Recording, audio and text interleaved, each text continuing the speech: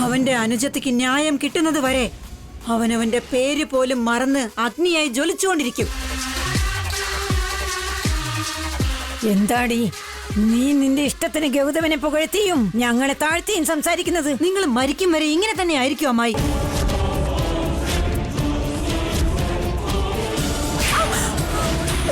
വല്യമ്മേ,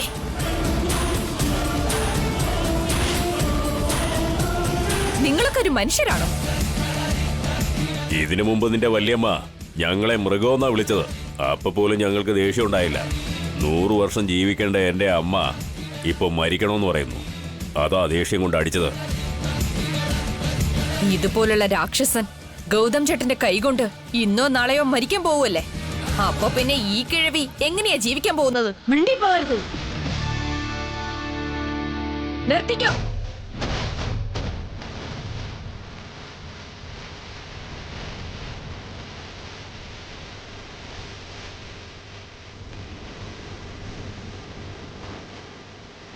ശിവാനി, എന്തിനാ ഇവരോട് വഴക്കുണ്ടാക്കുന്നേ? നീ എന്തിനാ ഇങ്ങോട്ട് വന്നത്?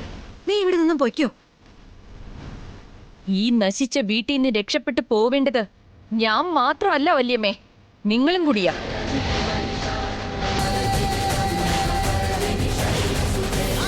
അമ്മ എന്തിനാ പോകുന്നത്? ഇനി എത്ര നാളെന്ന് പറഞ്ഞാ നിങ്ങളുടെ ദുഷ്ടത്തരമൊക്കെ സഹിച്ച് ഇവരിവിടെ കഴിയുന്നേ? ഇപ്പൊ തന്നെ വല്യച്ഛന് ഷഷ്ടി പൂർത്തി ആവാനുള്ള സമയമായി. കുഴിയില് കാല് നീട്ടിയിരിക്കുന്ന സമയം മുത്തശ്ശിക്കുമായി. അങ്ങനെ ആയിരുന്നിട്ടും സ്വന്തം മരുമകളെ ഇങ്ങനെ കഷ്ടപ്പെടുത്തിക്കൊണ്ടിരിക്കുകയല്ലേ? ഗീതയെ അടിച്ചത് മാത്രമല്ല, കൂടുതൽ സംസാരിച്ചാലേ നിന്റെ കൈയും കാലും കൂടി ഞാൻ അടിച്ചൊടിക്കും. എന്റെ ശരീരത്തില് ഈ വീട്ടിൽ ചുറ്റുന്ന കൊതുക് കടിച്ചാലും നിങ്ങൾക്കൊക്കെ പിന്നെ കണ്ണു തുറക്കാൻ പറ്റാത്ത ഗതിയാക്കും എന്റെ ഗൗതം ചേട്ടൻ.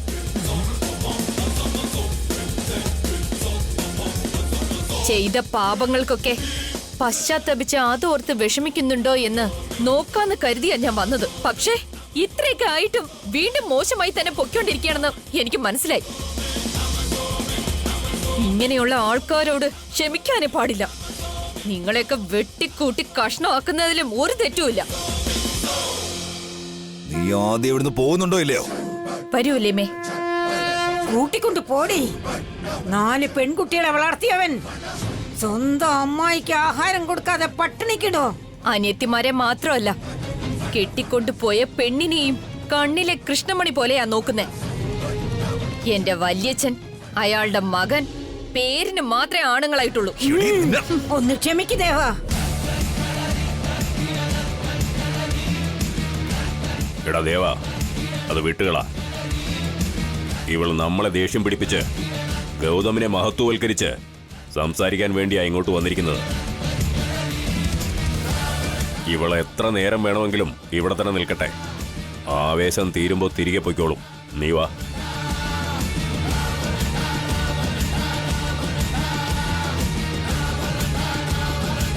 എടീ, നീ എന്ത് കണ്ട ഈ അഹങ്കാരം കാണിക്കുന്നത്? നിങ്ങളുടെ കണ്ണിലുള്ള ഈ ഭയം, അത് തന്നെയാ ഞങ്ങളുടെ ധൈര്യം. നിനക്കുള്ള ഈ ആവേശം കുറഞ്ഞു കഴിഞ്ഞാൽ നീ ഒന്നുമില്ലാതെ നിൽക്കും. അപ്പൊ നിന്റെ അഹങ്കാരം ഞാൻ അടക്കി നിർത്തും.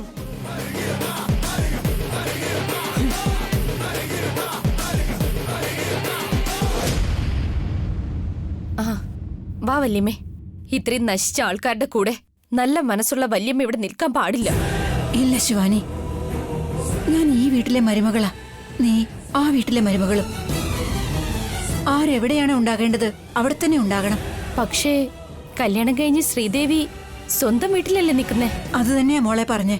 അവളും ഇങ്ങോട്ട് വന്നേ തീരൂ. ഇന്നല്ലെങ്കിൽ നാളെ ഉറപ്പായും. എന്നായാലും ശരി, അവളും ഇവിടെ വന്ന് കുടുംബത്തോടെ ജീവിക്കണം. ശ്രീദേവി വരില്ല. അവളുടെ ഏട്ടൻ അവളെ വരാൻ സമ്മതിക്കില്ല. വരുത്തണം മോളെ, വരുത്തിയേ മതിയാകൂ. എന്റെ വയറ്റിൽ പിറന്ന ആ ദുഷ്ടൻ ദേവന്റെ അഹങ്കാരം തീരുന്നത് വരെ ഞാൻ ഇവിടെ കഴിഞ്ഞേ മതിയാകും. നീ അത് മനസ്സിലാക്ക്. വല്യമ്മ ഇല്ലാത്ത വിശ്വാസം മനസ്സിലുണ്ടാക്കി സ്വന്തം ജീവൻ ആപത്തുണ്ടാക്കല്ലേ വല്യമ്മേ? ശരീരസുഖമില്ലാത്തവളാ ഞാൻ. ഇവര് തന്നെ കൊന്നാലും അസുഖം മൂലം മരിച്ചു എന്നേ ഇവര് പറയൂ. ഈ അവസ്ഥയിൽ ഞാൻ ഇവിടെ നിന്നേ മതിയാകൂ. ന്യായം കിട്ടാതെ മരിച്ചുപോയ ഒരു പെണ്ണിന്റെ ആത്മശാന്തിക്ക് വേണ്ടിയും പ്രതീക്ഷിക്കാതെ വഞ്ചന പറ്റിയ മറ്റൊരു പെണ്ണിന്റെ ജീവിതത്തിന് വേണ്ടിയും ഞാൻ ഇവിടെ നിന്നേ മതിയാകൂ. നീ പൊയ്ക്കോളൂ മോളെ. ഇവിടെ അധികം നേരം നിൽക്കണ്ട. എന്താന്ന് വെച്ചാ ഇവിടെ മനുഷ്യരെക്കാൾ കൂടുതലായി ഉള്ളത് മൃഗങ്ങളാണ്.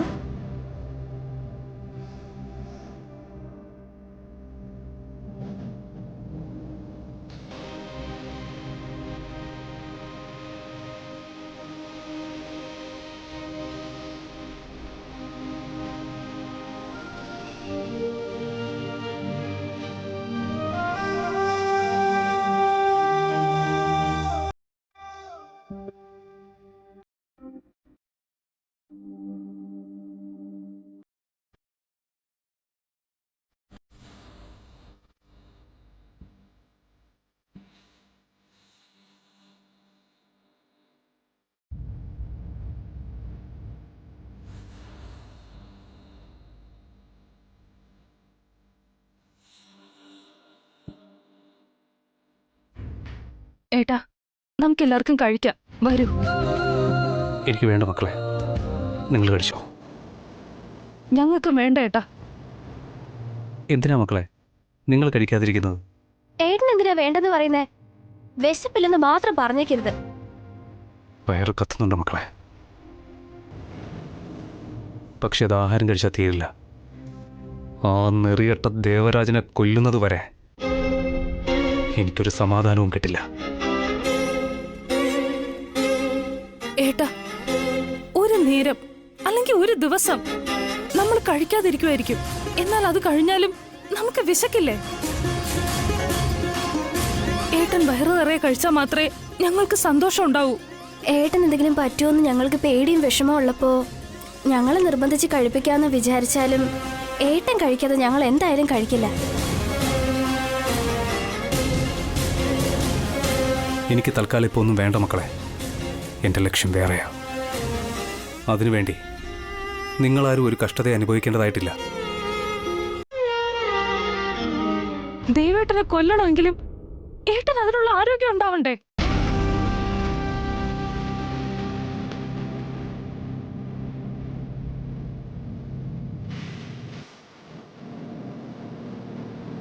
ഇതിൽ കൂടുതൽ ഒരു അനിത്യമാരും ഇങ്ങനെ പറയില്ല. ആർക്കും ഒരു ആപത്തും വരരുതെന്ന് എപ്പോഴും ചിന്തിക്കുന്ന ലക്ഷ്മി തന്നെ ചേട്ടനെ കൊല്ലാനായിട്ട് ശക്തി വേണമെന്ന് കരുതി ഇങ്ങനെ പറഞ്ഞെങ്കിലും ഭക്ഷണം കഴിപ്പിക്കുക. ചേട്ടൻ കഴിക്കണ്ട. പക്ഷേ ക്ഷമ നഷ്ടപ്പെടുത്തിയ ചേട്ടന്റെ 4 അനിയത്തിമാരെ കഷ്ടപ്പാട് അനുഭവിക്കുകയുള്ളൂ. നീ തൽക്കാലം ഈ കുടുംബത്തിന്റെ കാര്യത്തിൽ തലയിടേണ്ട ആവശ്യമില്ല. ഇതും എന്റെ കുടുംബം തന്നെയാ. ഞാൻ ഇവിടേക്ക് ഒരു ബന്ധുവായിട്ട് വന്നതല്ല, നിങ്ങളുടെ ഭാര്യയായി വന്നതോ. നിങ്ങൾ എന്റെ വാക്ക് കേട്ടാലും ഇല്ലെങ്കിലും എനിക്ക് പറയാനുള്ള അധികാരമുണ്ട്. അത് ഏറ്റെടുക്കാനുള്ള ധൈര്യം നിങ്ങൾക്കുണ്ടാവും, ചിലപ്പോ ഇല്ലാതിരിക്കും. അതെനിക്കറിയേണ്ട കാര്യമില്ല. പക്ഷേ ഒരാളുടെ ഉത്തരവാദിത്തം എന്താണെന്നുള്ളത് ഓർമ്മിപ്പിക്കേണ്ടതല്ലേ?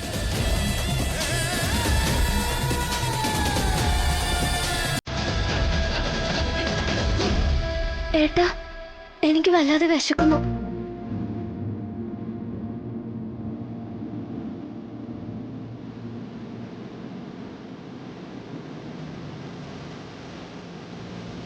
ഇന്നലെ മുതലൊന്നും കഴിച്ചിട്ടില്ലല്ലോ, അതുകൊണ്ട് വല്ലാതെ വയറുവേദന എടുക്കുന്നു.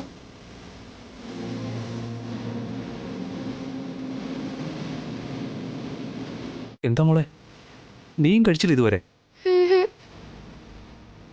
അത് മരുന്ന് കഴിക്കുമ്പോ കുറയുന്ന ഒരു വേദനയല്ല, 2 പിടി ഭക്ഷണം കഴിക്കുമ്പോ കുറയുന്ന വേദനയാ. നീ പറയണ്ട, എനിക്കെല്ലാം അറിയാം.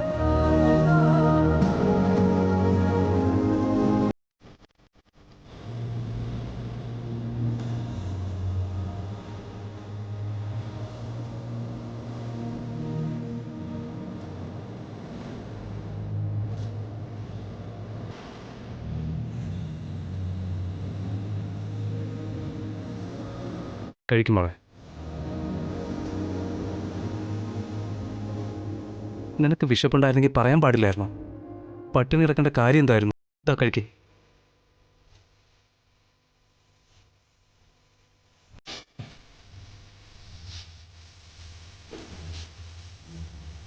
ശ്രീദേവി, ഗൗരി, ലക്ഷ്മി, ഇങ്ങ് വാ. നിങ്ങളും കൂടെ കഴിക്കേ.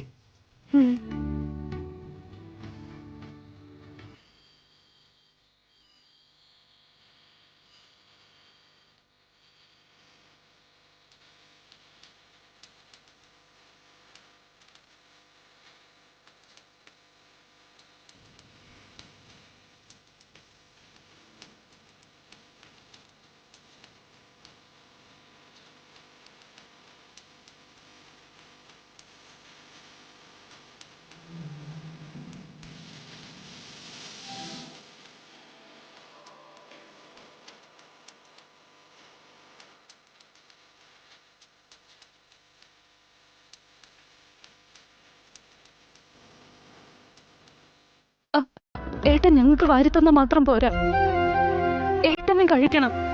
ഏട്ടന്റെ വിശപ്പ് മാറണം.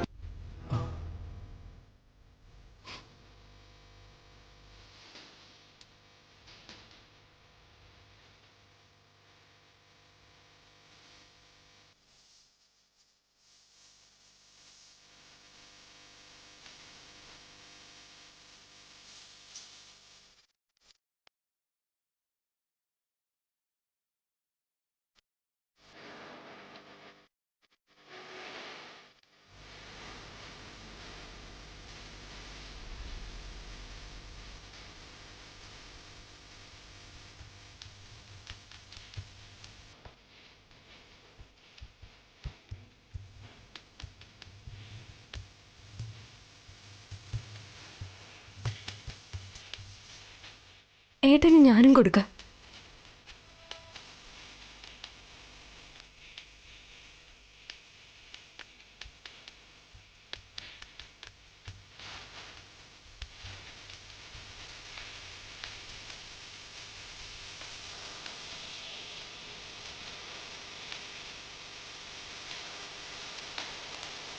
ഏട്ടത്തെയും കൂടെ വന്നിരിക്കേ.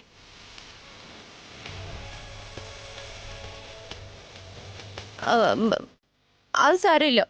ഇയാളുടെ കുടുംബം വേറെ, എന്റെ കുടുംബം വേറെയും അല്ലേ. അയ്യോ,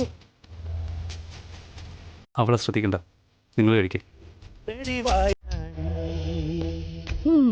കഴിക്ക്. നിങ്ങൾ മാത്രം വയറ് നിറയെ കഴിക്കും.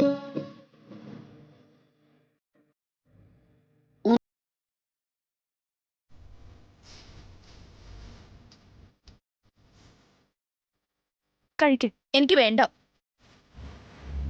ഏട്ടത്തി കഴിച്ചാ പറ്റൂ. തലേ തൊട്ട് സത്യം ചെയ്യും.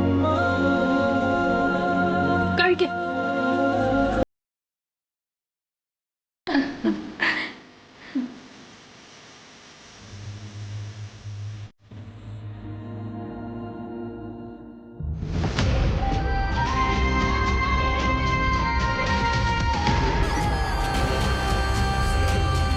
നിന്റെ ഇളയ മകൻ നിന്നെ വിട്ടിട്ട് അവൻ ചിറ്റപ്പന്റെ കൂടെ കറങ്ങി നടക്കുകയാണല്ലോ. നല്ലവരെല്ലാം ഒരു പക്ഷത്താമേ നിൽക്കുന്നത്. സന്തോഷമുണ്ടച്ചാ. ഈ വീട്ടിൽ ഞങ്ങൾക്കൊരു സ്ഥാനം ഇല്ലെന്നാണ് കരുതിയത്. ഞങ്ങൾക്കൊരു നല്ല മനസ്സുണ്ടെന്ന് പറഞ്ഞല്ലോ. ഇതിൽ കൂടുതൽ ഞങ്ങൾക്ക് എന്താ വേണ്ടത്? നീ പറയുന്നൊക്കെ കേൾക്കാൻ നല്ല രസമുണ്ട്. ഗൗതം കൂളായോ? ഗൗതമേട്ടൻ്റെ അനിയത്തിയുടെ കഴുത്തി താലി കെട്ടി ഏപ്രിൽ ഫൂൾ ആണെന്ന് പറഞ്ഞാ ആരാ കൂളാവുന്ന ചേട്ടാ? നീ മിണ്ടാതിരിടാ. വെറുതെ ഓരോന്നും പറഞ്ഞ് നമുക്കിടയിൽ ഒരു വഴക്ക് വേണ്ട. ആ ഗൗതമന്റെ പേരക്കുട്ടിയെ അടിച്ചു കൊല്ലാതെ നിങ്ങൾ നോക്കണം. അതിനെന്തെങ്കിലും വഴിയുണ്ടെങ്കിൽ പറ ഗോവിന്ദ. ദേവൻ മാറണം. ശ്രീദേവി ഈ വീട്ടിലേക്ക് വരണം. മണ്ടത്തരങ്ങൾ പറയാതിരിക്കും ചെറിയച്ച. അറിയാതെ അവളുടെ കഴുത്തിൽ താലി കെട്ടിയതോർത്ത് ഞാൻ എന്നെ തന്നെ വെറുത്തോണ്ടിരിക്കാം. അപ്പോഴവളെ കൂട്ടിക്കൊണ്ടൊന്ന് കുടുംബം നടത്താൻ പറയുന്നത്. ഗോവിന്ദ നടക്കുന്ന കാര്യമാ പറഞ്ഞേ. നമ്മുടെ നന്മയ്ക്ക് വേണ്ടിയാ അത് പറഞ്ഞേ. നിന്റെ ജീവൻ നിനക്ക് രക്ഷിക്കണമെങ്കിൽ ശ്രീദേവി തന്നെയാണ് വഴി. അമ്മ എന്താ ഇങ്ങനെ? അവര് പറഞ്ഞ കാര്യം തന്നെ പറഞ്ഞുകൊണ്ടിരിക്കുന്നു. നിങ്ങളിത് ചെയ്തില്ലെങ്കിൽ ഗൗതമേട്ടൻ വന്ന് നിങ്ങളെ കൊന്നുകളയും. എടാ, മിണ്ടാതിരുന്നില്ലെങ്കിൽ നിന്റെ പല്ലടിച്ചു പൊട്ടിക്കും. വീരരാജു, നിന്നോട് ഞാൻ മിണ്ടായിരിക്കാനല്ലേ പറഞ്ഞത്? ദേ നോക്കമേ, ശ്രീദേവിയെ ഈ വീട്ടിലെ മരുമകളാക്കുന്നതല്ലാതെ അവന് മറ്റൊരു വഴിയുമില്ലെന്ന് നിങ്ങൾ മനസ്സിലാക്കണം. ഗോവിന്ദരാജേ, നല്ല കാര്യമാ. പക്ഷെ ഞങ്ങൾ പോയി സംസാരിച്ചാൽ പറഞ്ഞു തീരുന്നതിന് മുൻപ് തന്നെ കത്തിയെടുത്തുകൊണ്ട് വരും ആ ഗൗതം. ഇന്നവൻ വരാത്തത് കൊണ്ട് അവൻ വരില്ലെന്ന് വിചാരിച്ചോ ക്ഷമിച്ചെന്ന് കരുതിയോ? അവനൊരു പുലിയാ. പതുങ്ങിയിരുന്ന് ചാടുകയല്ലാതെ മറ്റൊന്നും അവനറിയില്ല. നമുക്ക് ബുദ്ധിയേക്കാൾ കൂടുതൽ ദുഷ്ടതരമാണ് അധികം. നീ നിന്റെ അമ്മയെ അയച്ച് ശ്രീദേവിയെ ഇങ്ങോട്ട് വിളിച്ചു വരുത്തി നമുക്ക് അപകടം വരാതെ നോക്കണം. അവളുടെ കൂടെ ജീവിക്കാൻ എനിക്ക് പറ്റില്ല. നടത്തിയേ മതിയാവൂ. ഞങ്ങൾ പറഞ്ഞത് കേട്ടാൽ മാത്രമേ നീ ജീവനോടെ ഇരിക്കൂ ദേവാ.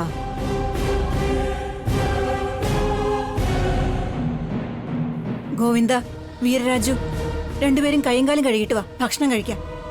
ഇതേ ഞങ്ങളെ വിളിക്കുന്നില്ലേ? ഒന്ന് രണ്ടുപേരെ വിളിച്ചാൽ മതിയല്ലോ, എല്ലാവരും കൂടെ വന്നോളണം. പിന്നെന്തിനാ ഓരോരുത്തരെയായിട്ട് ഇങ്ങനെ വിളിച്ചോണ്ടേ ഇരിക്കുന്നത്? അതൊക്കെ മറന്നേക്കൂ ഗീതേ. സംഭവിച്ചതല്ല നല്ലതിനു വേണ്ടിയാ. എല്ലാവർക്കും നന്മ വരണമെന്ന് ആശിക്കുന്ന നീ എന്ത് ചെയ്യണമെന്ന് പറയൂ. ശ്രീദേവിക്ക് നീതി കിട്ടണോ? നിന്റെ മകൻ ജീവനോടിരിക്കണമോ? എന്ത് തീരുമാനിക്കുന്നു നീ? ഇപ്പൊ എന്ത് പദ്ധതി ഇടുന്നേ? ശ്രീദേവിയെ കൂട്ടിക്കൊണ്ടുവന്ന് ബലിയാടാക്കാൻ പോവാണോ? ആ ചോദ്യം ശരിയാണമ്മേ. ഇനിയും എത്ര പേരെ ഇങ്ങനെ ബലി കൊടുക്കാൻ പോകുന്നത്? ആ പാവം നമിതയെ കൊന്ന കേസിൽ ഇവൻ എങ്ങനെയെങ്കിലും രക്ഷപ്പെട്ടിട്ടുണ്ടാവും. പക്ഷെ ഗൗതമിന്റെ കയ്യിൽ നിന്ന് ഇവൻ രക്ഷപ്പെടില്ല. ചെറിയച്ച. അതേടാ, ഞാനെന്താ ഇല്ലെന്നാണോ പറഞ്ഞത്? എന്റെ മകൻ തെറ്റ് ചെയ്തിട്ടുണ്ട്. അതിന് അവനെ ഞാൻ അനുമോദിച്ചതൊന്നുമില്ല. അറിയാതെ ഗൗതമിന്റെ സഹോദരി ശ്രീദേവിയുടെ കഴുത്തിൽ ഇവൻ താലി കെട്ടി. ആ തെറ്റ് നമ്മൾ തിരുത്തണമെങ്കിൽ അവളുടെ തിരുനെറ്റിയിൽ ദേവൻ സിന്ദൂരം ചാർത്തണം.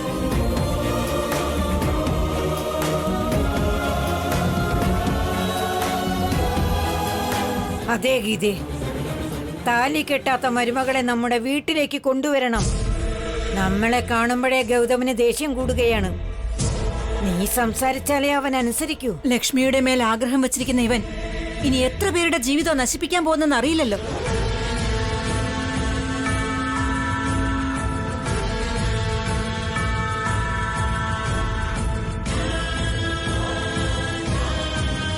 അമ്മേ, ഇല്ലമ്മേ, ഇനി ഒരിക്കലും ഞാൻ തെറ്റിയില്ല. അച്ഛനും മുത്തശ്ശിയും പറയുന്ന കേട്ടിട്ട് എനിക്ക് മാറണമെന്നാ തോന്നുന്നത്. ഞാൻ ശ്രീദേവിയോടൊപ്പം ജീവിക്കുന്നതാണ് നല്ലത്. പ്ലീസ് അമ്മേ, പ്ലീസ് ഒന്ന് മനസ്സിലാക്ക്. ഗൗതമിനെക്കാളും അമ്മയുടെ ദേഷ്യമാണ് കുറയേണ്ടത്.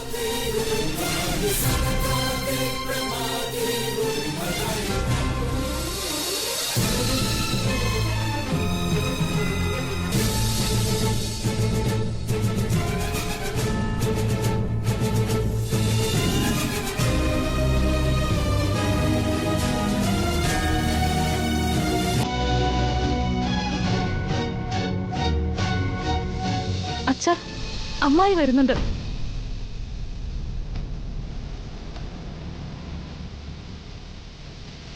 എന്താ മോളെ അവിടെ നിൽക്കുന്നേ? കയറി വാ. നിങ്ങളെ വിളിച്ചാലേ ഞാൻ അകത്തേക്ക് കയറി വരൂ.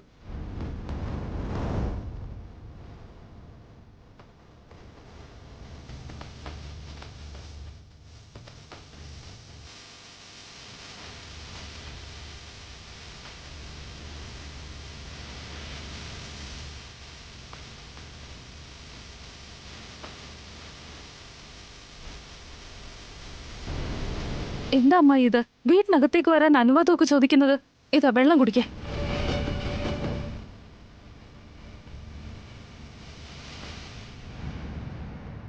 നിങ്ങളോട് ചോദിച്ചിട്ടല്ലേ ശ്രീദേവിയെ കൂട്ടിക്കൊണ്ടുപോകാൻ പറ്റൂ? എവിടെ കൊണ്ടുപോകാൻ? വേറെ എങ്ങോട്ടാ? ഞങ്ങളുടെ വീട്ടിലേക്ക് തന്നെ. ഓ, നിങ്ങളുടെ വീട്ടിലേക്ക് ഇവിടുന്ന് ശ്രീദേവി വരണോ അമ്മായി? എന്താ ജോലിന്ന് പറഞ്ഞാ ഞാനും ദുർഗയും കൂടി ചെയ്തു തരാം. ഞാൻ റെഡിയാ. അറിയാത്ത പോലെ സംസാരിക്കരുത്. ഈ കരച്ചിൽ, പുച്ഛം, പരിഹാസം ഇതൊന്നും ഇനി എനിക്ക് സഹിക്കാൻ പറ്റില്ല. മരിച്ച് ജീവിച്ചുകൊണ്ടിരിക്കുവാടാ.